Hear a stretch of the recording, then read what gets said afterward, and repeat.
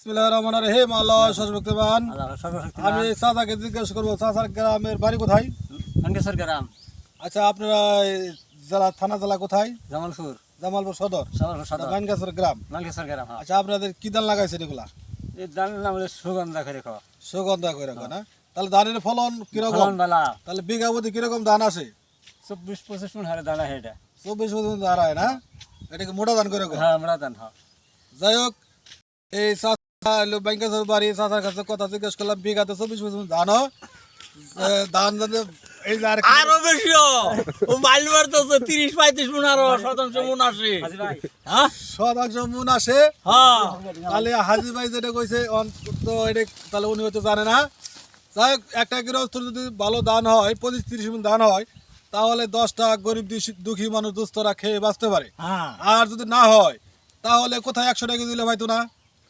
সবাই দোয়া করবেন, সারা বিশ্ব দোয়া করবেন, যাতে আমাদের এখানে চাউল ডাউলে ভরা থাকে, ভরপুর থাকে, কৃষক মুসলমানদের খায় রপ্তানি করতে পারি। হ্যাঁ, যাতে আমাদের চাল এখান থেকে পেওনের কাছে যাবো, সরকারের কাছে যাবো, সরকার আবার গরিব দুস্থরে দেবো, এভাবে আমাদের গৃহস্থ কামাই না করতে পারে, তাহলে আসবে কোথা থেকে? ধন্যবাদ, সকলে ভালো থাকবেন। আসসালামু আলাইকুম। ওয়ালাইকুম আসসালাম।